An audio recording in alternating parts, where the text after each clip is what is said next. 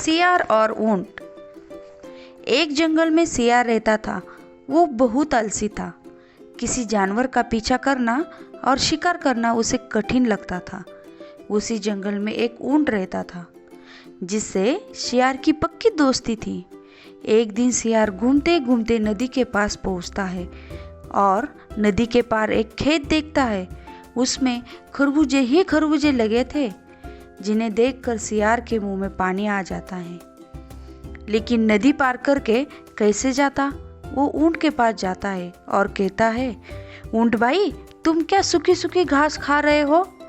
मैंने नदी के पास एक खेत देखा है, वो खरबूजों से भरा पड़ा है। क्यों ना आज खरबूजे खाकर मजा लिया जाए? ऊंट कहता है, क्या तुम सच कह रहे हो? सियार कहता है, हाँ हाँ, बिल्कुल सच कह रहा हूँ। ऊंट कहता है, तो फिर चलो। दोनों नदी के पास जाते हैं। सियार ऊंट से कहता है, ऊंट भाई, तुम लंबे हो, तुम तो नदी पार कर लोगे। मैं तो छोटा हूँ, मैं कैसे नदी पार करूँगा? ऊंट कहता है, कोई बात नहीं, मेरे पीठ पर बैठ जाओ, मैं तुम्हें नदी पार करके ले जाऊँगा। और सियार ऊंट के पीठ पर बैठ जाता है। दोनों खेत में जाकर खरबूजा खाना शुरू करते हैं। थोड़ी देर में सियार का पेट भर जाता है और वह आवाज़ करना शुरू करता है। ऊंट कहता है, आवाज़ मत करो, मेरा पेट अभी भरा नहीं, कोई आ जाएगा। लेकिन सियार मानता नहीं। सियार की आवाज़ सुनकर खेत का मालिक आ जाता है। सियार तो भाग जाता है, लेकिन ऊंट की पिटाई हो जाती है। दूसरे दिन ऊंट सियार से कहता है, तुमने तो पिटाई करा दी। सियार कहता है कि इस बार वह आवाज़ नहीं करेगा और दोनों फिर से खरबूजे के खेत में जाते हैं। सियार फिर से आवाज़ करता है और खेत के मालिक के हाथों ऊंट की पिटाई हो जाती है।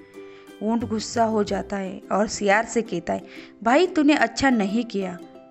सियार फिर से माफ़ी मांगता है, लेकिन ऊंट उसे सबक सिखाने की ठान लेता है।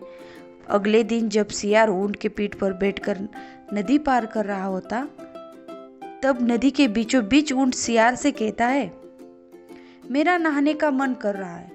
सियार कहता है, अरे रे, ऐसा मत करो, मुझे किनारे पहुंचाओ फिर नहाओ। लेकिन ऊंट नहीं मानता और पानी में डुबकी लगाता है। ऊंट के पीठ पर बैठा हुआ सियार पानी में गिरता है और डूब जाता है। इस कहानी में हमें यह सीख मिलती है कि हमें सबके साथ अच्छा व्यवहार करना चाहिए। जैसी करनी वैसी भरनी।